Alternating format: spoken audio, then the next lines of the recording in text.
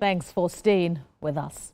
The conversation on drug abuse in Nigeria took a deeper turn on TVC Town Square 3.0 earlier in the day as students, enforcement officials, mental health experts and entertainment stakeholders confronted the realities behind the numbers.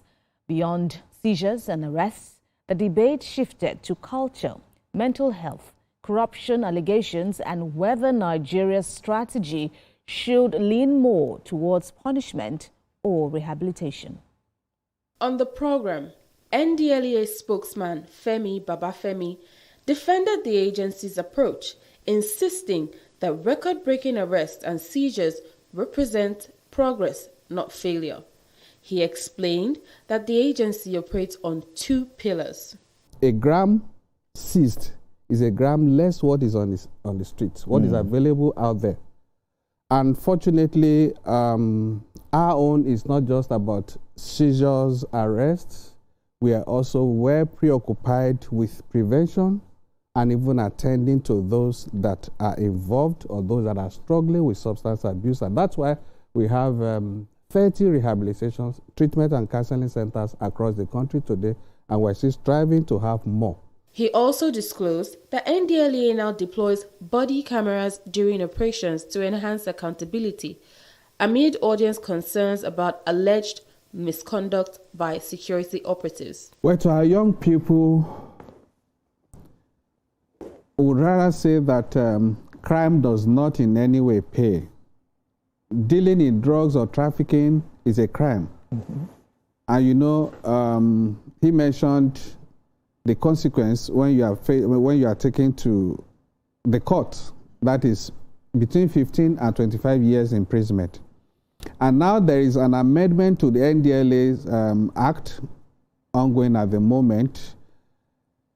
What some people see as a leeway for them, that is the option of fine, that is going to be out of it, meaning that you are in and you are in for it. The debate, however, did not stop at enforcement. Those that are not in support of drug, are we putting our money where our mouth is? Are we funding campaigns? Are we funding the type of music that will not carry all of these things? Because we can stay and criticize and say what people are doing or look for scapegoat, by the way.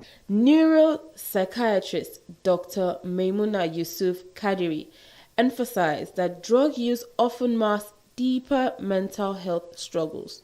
She warned that the brain continues developing into the mid-20s and substance use during that period can cause lasting damage. Drug abuse, or whether it gets to tolerance or dependence and virtually addiction, changes the whole, morphology of the brain, changes the structure rather of the brain. So it's not, and it's now is a mental health related issue. That person you will think is successful now, with time, some of them, they may come down with cognitive decline, forgetfulness, mindful, and even coming down to drug rehabilitation issue. You will not see that somebody that has money, we rehabilitate some people not in my center. Some people, they will go and get a whole house because they don't want Nigerians to use them to catch cruise.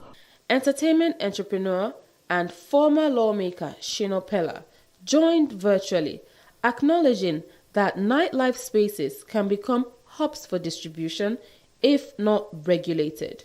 Our thinking must shift from criminalization to rehabilitation. That is the first important part. When people, we must be able to differentiate from the laws of the NDLEA as well, of the ones that affect, the drug users, from the drug traffic. The show also tackled a controversial issue on cannabis legalization. While panelists largely rejected legalization under current conditions, Mr. Pella suggested that if ever considered, it must come with strict regulatory frameworks, not a free market rollout. Perhaps the strongest moments came from the youth themselves.